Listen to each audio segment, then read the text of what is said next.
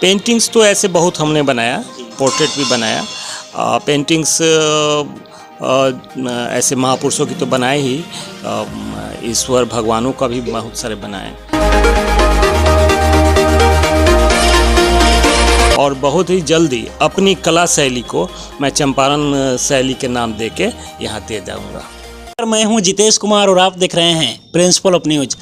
इस वक्त हमारे साथ जो कि बिहार के चंपारण के रहने वाले सर हैं, जिनका नाम है राजेश कुमार, जो कि कुछ ही क्षणों में आपके तस्वीरें को देखकर ये बना देते हैं। यानी कि पेंटिंग बहुत तेज करते हैं, 1 मिनट से भी कम समय में आपके तस्वीरें को देखकर ये बना देंगे। तो चलिए हम सर से बातचीत करते हैं। बहुत बहुत स्वागत है सर आपका प्रिंसिपल ऑफ न्यूज। धन्यवाद सर, आखिरकार आपने पेंटिंग के क्षेत्र में कब से आना शुरू किया था? पेंटिंग मेरा बचपन से ही रहा है, शौक़ रहा है, और अब जाके वो कैरियर के रूप में भी मेरा आ गया। तो पेंटिंग्स मेरे बचपन का ही है और अब कैरियर है। अच्छा, बिहार में सर कहाँ कहाँ आप पेंटिंग करते हैं? बिहार में मेरी शुरुआत हुई चंपारण से ही, अपने मोतिहारी से, क्योंकि मेरा अपना गृह जिला भी है, जन्मस्थान भी है। और यहाँ से फिर हम दरभंगा गए। दरभंगा संस्कृत यूनिवर्सिटी से हमने इसमें मास्टर डिग्री किया, और उसके बाद मोतिहारी में राजेश कला केंद्र के नाम से हमने एक क्लासेस शुरू किया। और उसके बाद दैनिक जागरण मुजफ्फरपुर में कार्टूनिस्ट के रूप में, फिर पटना कार्टूनिस्ट के रूप में, और उसके बाद काठमांडू, और तब काठमांडू से आने के बाद फारबिसगंज सरस्वती विद्या मंदिर में +2 में कला शिक्षक के रूप में, और उसके बाद अब तत्काल में मैं जहाँ हूँ वो है असिस्टेंट प्रोफेसर के रूप में Forbesganj college, Forbesganj BEd department में अभी तत्काल में विजुअल आर्ट के शिक्षक के पद पे हूँ। सर, पेंटिंग जो कि आप काफ़ी कम क्षण में जो कि बना देते हैं, तो आखिरकार आपने कैसे इसके लिए सीखा था पहले? माना जाए तो जैसे शुरू में जो स्केचिंग बनाने की जो परंपरा होती है, जो स्केच हम लोग बनाते हैं, उसमें यह सिखाया जाता है कि आप तत्क्षण किसी को देख के तुरंत से कोई स्केचेस बनाते हैं, तो उसके लिए इमेजेस जो है अपने दिमाग में बनते रहते हैं, और हम लोग वहीं पर स्केच कर देते हैं। तो वो चलते फिरते हम लोग जो स्केच करते हैं वो। सर, अभी तक आपने लगभग कितना पेंटिंग किया होगा? वो गिनती तो नहीं है, लेकिन अब लाखों लाख में होगा। पेंटिंग्स तो ऐसे बहुत हमने बनाया, पोर्ट्रेट भी बनाया। पेंटिंग्स ऐसे महापुरुषों की तो बनाए ही, ईश्वर भगवानों का भी बहुत सारे बनाए।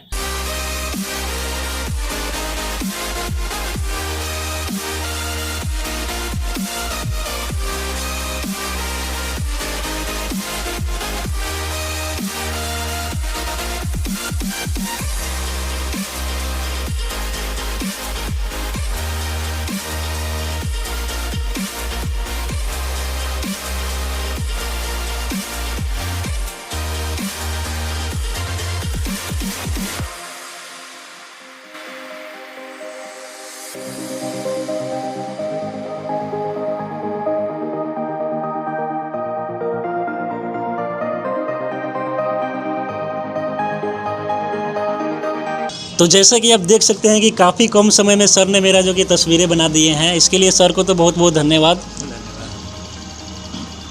पेंटिंग के क्षेत्र में एक ऊंचाई पे हम जाना चाहते हैं, जहां से हम वो छात्र छात्राओं को जो कला में रुचि रखते हैं उनको एक मुकाम मिले, ये मैं चाहूँगा। क्योंकि अपने चंपारण में ऐसी कोई कला संस्थाएं नहीं है जहाँ पे वो डिग्री ले सके, जहाँ वो उपाधि पा सके, जिससे उनकी ज़रूरतें पूरी हो सके और कला के क्षेत्र में उनको वो जानकारियाँ मिल सकें।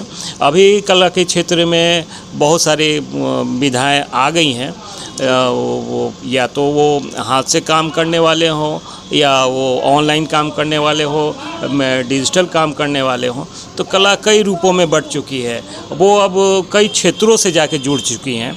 वो या तो फैशन शो के, फैशन डिज़ाइनिंग के, कला क्षेत्र के, कला टीचर के रूप में, कला प्रोफेसर के रूप में, फिल्म डिज़ाइनिंग के रूप में, एनिमेशन के रूप में बहुत सारी चीज़ें आ गई हैं। तो उनको जानकारी देने के लिए ऐसा एक संस्थान चाहिए और उम्मीद है, और पहले मेरी एक सपना भी था कि एक कला महाविद्यालय होना चाहिए अपने चंपारण में। तो उम्मीद करता हूँ कि मैं अपने कॉलेज के जीवन से जब मैं निवृत्त होऊंगा तो अपनी चंपारण के लिए एक कला संस्थान या कला महाविद्यालय की स्थापना करना चाहूँगा। सर, क्या आपने बचपन में ही सोच लिया था कि आगे जाकर हमको पेंटिंग के क्षेत्र में जाना है, या फिर आगे चल के सोचे? बचपन में तो कोई ऐसा कुछ था नहीं कि आदमी सोच सके कि हमको किस क्षेत्र में जाना है, बस शौक़ था। आगे चल के ऐसा लगा या कुछ ऐसे लोग भी मिले जहाँ घर पे प्रोत्साहित किया गया और फिर हमें पता चला कि आगे कला के क्षेत्र में भी एक ऊंचाई प्राप्त की जा सकती है। तो फिर मैंने अपना कैरियर बनाने की ठानी और कैरियर के रूप में जब आगे बढ़ा हमने तो उस ऊंचाई तक पाते पाते आज मैं असिस्टेंट प्रोफेसर विजुअल आर्ट के रूप में हूँ। तो उस ऊंचाई तक हमने देखा है सफ़र को। तो मैं चाहूँगा कि जो बच्चे आर्ट क्षेत्र में विशेष रूप से आना चाहते हैं उनको प्रोत्साहित करें और उनको एक लक्ष्य देते हुए बताते हुए उनको आगे तक लाए। चलिए, बहुत बहुत धन्यवाद सर आपको। धन्यवाद। जैसा कि कहा गया है कि कला विहीन मनुष्य और पशु में बस इतना ही अंतर होता है कि पशु के पास पूँछ है। और जैसा कि मैं मनोविज्ञान का स्टूडेंट हूँ तो मनोविज्ञान में भी हमने ये पढ़ा है कि मस्तिष्क के दो हिस्से होते हैं, एक कला को प्रतिनिधित्व करता है और एक विज्ञान को। तो आज सारी संस्कृति हमारी विज्ञान के तरफ जा रही है, जबकि हमारी संस्कृति का जो बेस है, जो आधार है, वो कला है।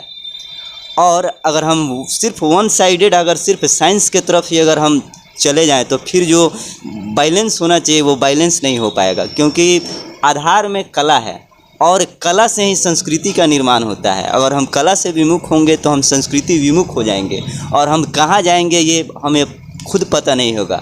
तो जैसा कि हमने सर से बातचीत की, आपने देखा कि कुछ क्षणों में जो कि तस्वीरें को देखकर बना दिए, एक बहुत ही जो कि बड़ी बात है और इनकी सामने जो कि प्रशंसा करना भी फीकी पड़ गई है। तो उम्मीद करते हैं कि आपको ये वीडियो पसंद आया होगा। अगर आपको ये वीडियो पसंद आया होगा तो अपने दोस्तों के पास भी इस वीडियो को शेयर करना ना भूलें। अगर नए हैं चैनल पे तो चैनल को सब्सक्राइब जरूर कर ले, जिससे कोई भी वीडियो का नोटिफिकेशन आप तक पहुंच सके। धन्यवाद।